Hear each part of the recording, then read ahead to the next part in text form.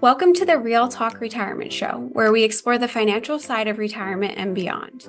Whether you're currently retired or planning for the future, we offer real, relatable conversations about money and personal finances. Most importantly, we dive into all these topics using real talk. Now, let's get real about your money and your retirement. Welcome, everyone, to another episode of the Real Talk Retirement Show. We are Brian Graff and Tracy Burke from Conrad Siegel with you as always. And as usual, we're here to talk about retirement. And today we're getting into something that really doesn't get talked about enough. We spend a lot of time thinking about the financial side of retirement, how much you need saved up, how do you invest that money, how you create that income that will last you through retirement. But today we're going to focus more on transitioning from working and saving to actual retirement and spending. You might call it the emotional side of retirement because really, retirement isn't just a financial transition, it's a life transition, right? We do a lot of planning for our career and we should really plan for retirement just as much. Totally, yeah. And you probably heard this phrase, you have to retire to something, not from something, Yep, right? use that phrase a lot, Tracy. Yeah. Yeah, and so today we're really going to unpack what that actually means, and of course this is really important. There's some quite a bit of research actually, out there that shows that depression tends to spike right around the time when people retire. Yeah, and that's like seems really counterintuitive, doesn't it? Like, finally you can do what you want Yeah. when you want, but it's a bigger life change than most expect. Absolutely. So, a quick disclosure, neither Brian or I are psychologists, For right? sure. Yeah. We are not mental health professionals either. Nope. We might need some mental health help, Yep. but we're not professionals on that side at least. But, as we talk about retirement, feel like we're not doing our job if we don't bring this topic up. So, as Brian said, it's a lot more about than just the numbers. It's about the emotional and some other type of things. So again, you could have all the financial security in the world, but if you don't think about some of these things that we're going to talk about, you could be left with a retirement isn't as fulfilling as it could be. Right. So really to set the stage, we're going to walk you through, some things, and we're going to start with a quick story. Mhm. And this is a story we've heard over and over again, and this is a real story, but of course we've changed the name. So we work with someone, and we're just going to call him Ralph. Ralph worked for 35 years at the same company, went through the same routine, and he retired on a Friday. Had a party, lots of colleagues, made nice speeches about him, good cake, good beverages, all those things. Right. Then the weekend passed and Monday morning came. Alarm clock didn't go off at 6 a.m. like it did for probably 3+ decades. And once he did get up, he instinctively went to check his emails, only to find that he no longer had his work email, right? It sort of Right. sunk in at that point. And he said it felt like no one really needed him. And I remember him joking, that Monday felt longer than any work day that he ever had. So for the first time in decades, he was just really lost. He Yeah. didn't know what he was supposed to do.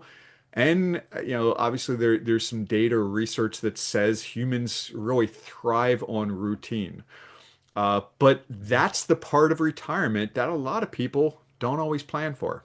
Yeah, so true. And you're right. I feel like we hear stories like Ralph's all the time.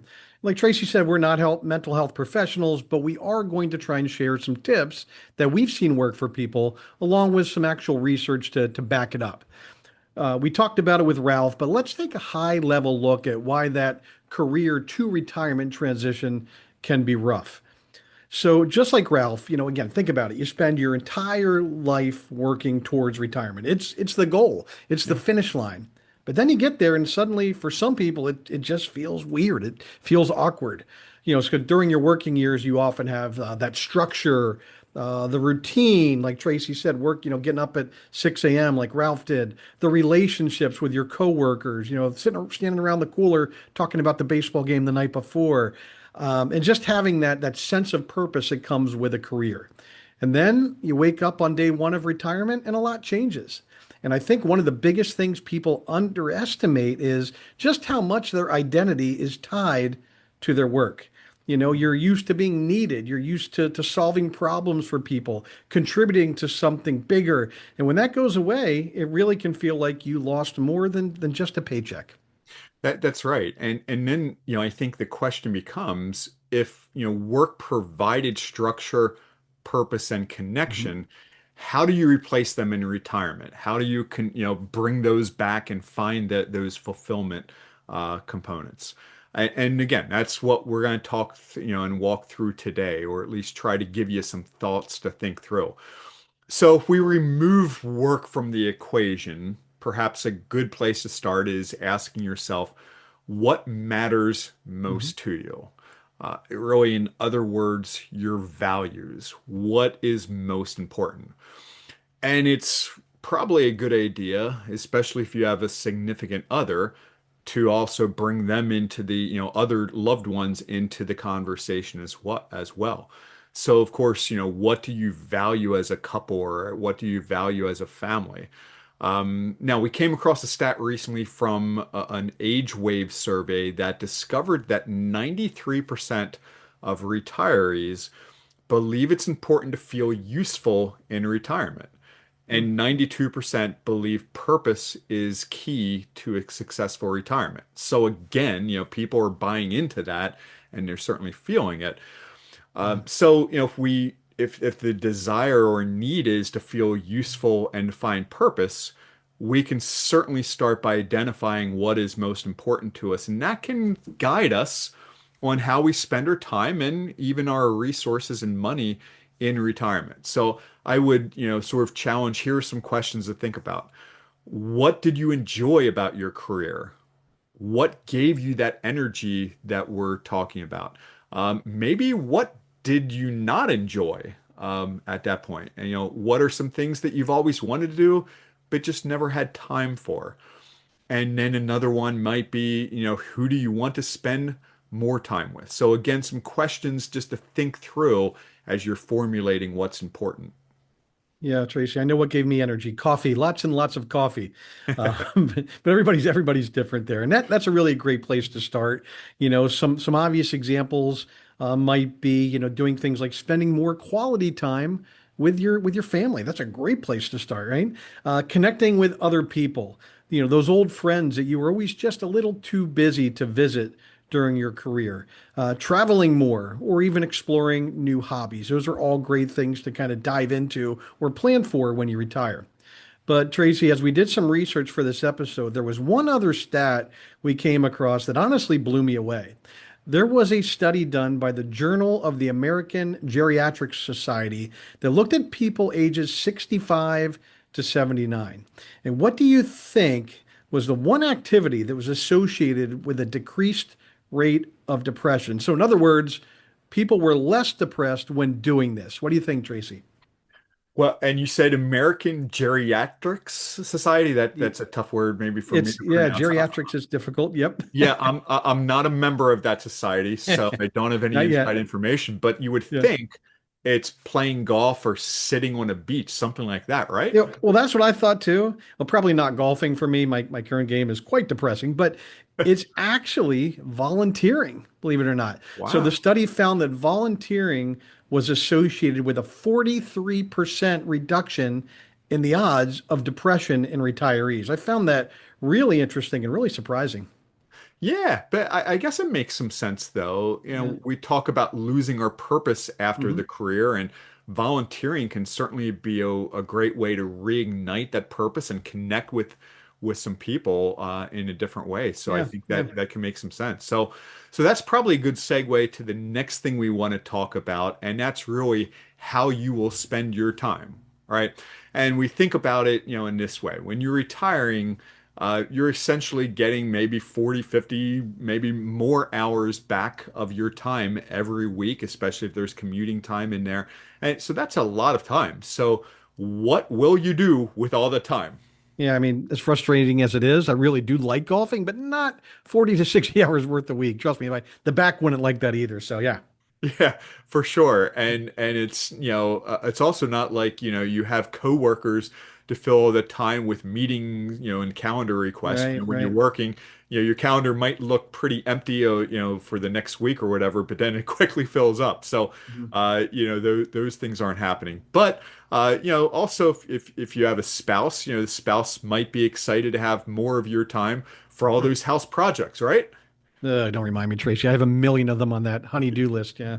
Yeah, same here. But so I would just say, like we suggested before, with your time, some people travel more, obviously pick up hobbies. You mentioned the volunteering element, and a lot of people do find a place there. And spending more time with the family. And something again, some others do is find some type of part-time work. Maybe it's not because they need that financial support, but maybe more so just to stay active and engaged. Yeah, I love that. So let's play this out a bit. Let me ask you this, Tracy. You still got some good working years left in you, right? You're not that old, right? I'm not. I think I have some time left on my ticker. So yeah. Okay, but if you were retired tomorrow, what does your ideal day look like? Walk me through that. Yeah, and I was gonna say this can be a great exercise, for listeners, and your point is mapping out, that ideal day. What could that be? And I mean, for me, one of the things that I think about right now that I'm too busy for, or yeah, maybe I'm not, and I'm just prioritizing different things, is reading.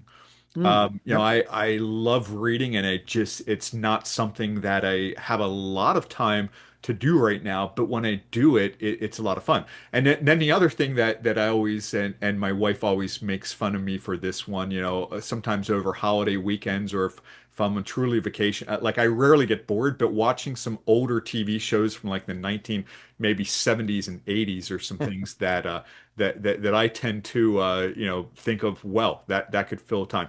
Anything on your end, Brian? Well, I would definitely, when I think about retirement, I would definitely sleep in. Okay, so hopefully I'll still want to sleep in when I'm 65, but that'll be nice. I'd like to think I'll start every day off, with a cup of coffee, maybe sit outside a little bit, just watch the grass growing a little bit. So I mean, I do like that, just kind of taking it easy mindset. I do plan on maybe golfing a little bit more, hiking, maybe going to see more live music, something I love to do, but haven't had a chance to as much as I'd like, things like that. But, hopefully I have about 12 or 13 years really to iron it out. But at least, because we do this for a living, we've both started thinking about it a little bit. Well, did I hear you say you enjoy mowing the grass? Is that what you said? Well, I don't think I said it, but I do, to be honest with you. In fact, once we're done recording this podcast, I might just go home and throw in the some music in the ears and hit the lawn mowing. So yeah, I do like it more than most, probably. Okay, well, I'll text you my address. You can come over to my I lawn don't since like you it like that it. much, Tracy. Okay, let's not get Okay. crazy here. Yeah. Yeah. So again, as we're talking through this, again, finding what's passionate and what people want to do, but a good exercise for everyone one out there. Think about what a typical day or a week could look like in retirement, because one of the biggest mistakes that we've seen people go is from that structure during the work, their working life, to just no structure at all. And Ralph, waking up and just have no idea what to do. So certainly some important things to think through. It's so true. I've seen it with family members myself. So just definitely have that plan, not only financially speaking, but in terms of your lifestyle as well. So important.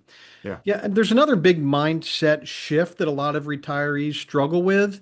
And you spend a lot of your life simply saving, right? And then all of a sudden you turn the saving switch off and you're supposed to start spending that money, which is tough for a lot of people, especially more thrifty type people. And it may sound great in theory, but this can be really tough. You might feel guilty or even anxious about the money you're spending, even if you've done everything right while saving for retirement.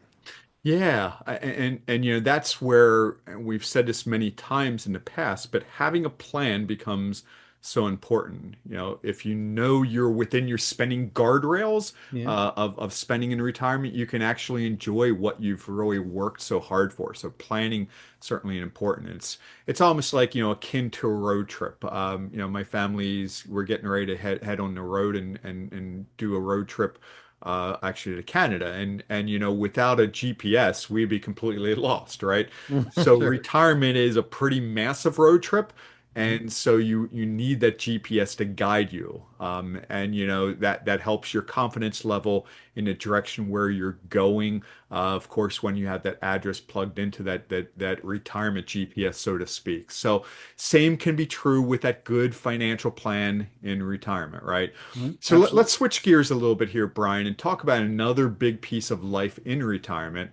And that's the people around you, really the people you're spending time with, your network. Yeah, so many of our relationships, as we already discussed today, during our careers, is tied to work, the people we work with. So when that goes away, you really have to be intentional about staying connected with people. Hmm. Like for me, when I retire, man, I'm really going to miss doing this podcast with you, Tracy, every month, and I mean that. But something tells me something tells me my wife isn't going to want to sit down with me once a month to talk about the role of index funds in a diversified retirement portfolio. Not a chance. How about yours, Tracy? You can. I don't think so either. So we can still Yeah. collaborate. Yeah. All right, that would be great. So in retirement, staying connected with people may include your family members, of course, first and foremost, your friends, various social groups where you share a common interest, volunteering organizations, as we already talked about, or perhaps even church and your faith community if that's a part of your life. This is so important. It really helps to have an idea of not only what you're going to do with your time, but who you're going to be spending that time with. And we see this a lot. Isolation can be a real risk, Hmm. in retirement, and just having people in your life can make that really huge difference. So, let's talk a little bit maybe about the financial side of this. And I don't know about you, Brian, but it's amazing we've gone, probably almost 20 minutes, and we've barely talked about the financial side. So let's transition. Yeah, but I knew it was coming, Tracy. It's like that itch that we just have to scratch, right? It's in our DNA. Yeah, absolutely. So, we're going to touch on this because, the reality is retirement is one of the biggest financial shifts, if not the biggest, of your entire life, right? Of course, you go from saving and accumulating to then drawing income from your portfolio. And Hmm. it's very normal for people to wonder, have I saved enough for retirement? And we've actually, if you're asking yourself that question, we got a great episode on that one. I think it's episode number 1. Yeah, way So back turn when. back the clock. Yep, yep. But generally, Fidelity recommends, as a rule of thumb, 10 times your final salary by age 67. So again, that's the rule of thumb general guidance that their suggestion is to have 10 times the amount of your final salary, your final year salary, by age 67. Hmm. Now, tax considerations, we talk about that a lot as well. Hopefully, you have some diversification, how your money is invested, and certainly there's some tax implications for that. And of course, you want to make sure you have a healthy withdrawal rate. That's sustainable for your retirement years. If you're going to retirement and you're going to take out 20% of your portfolio in year one, you're probably not going to make it, right? So Right. 4, maybe 5%, somewhere in that range is somewhat of a consistent rule of thumb starting withdrawal rate. And you and I could go on about this probably all Yeah. day, but and historically have, but we cover a lot of these topics in past episodes as well. You're right. But the reality is, for today, the financial component is a lot. Yeah. And it can add that stress and uncertainty, and really that impacts your emotional well-being. And like we said before, you should really have a plan to alleviate a lot of that stress. It's normally good to work with an advisor. Remember, we do have some great ones here at Conrad Siegel, but ultimately, you just really need to find someone you trust and you can count on. Yeah. So, Tracy, as always, let's finish up with some action items, shall we? And, the first thing we recommend is to take some time to define what matters most to you. What are your values? Yeah, and once you figure out what's important to you, you want to align your time and also your money with what matters to you the most, right? So you want to think about, how do you want to spend your time? Who do you want to spend it with? And just think about how that aligns to, again, what's important to you. Making sure you have a plan in place. We talk about this over and over. And then finally, I would just say, remember, it's good to do this before you actually retire.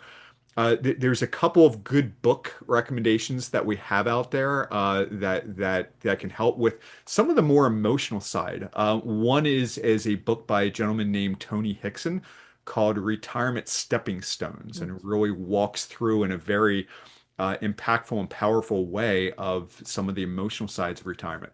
Another one, and this is a book that I've just read very recently. It's How to Craft Your Next Chapter.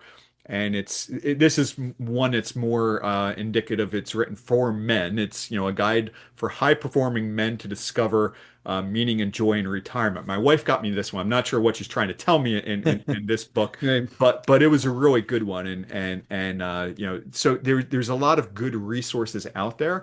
And just to, do some reading and think through and just be in a good place and be at peace with how, when that moment comes. Good stuff, Tracy. Thanks for the recommendations. Maybe you and I need to form a book club in retirement, right? There's some way we can stay connected.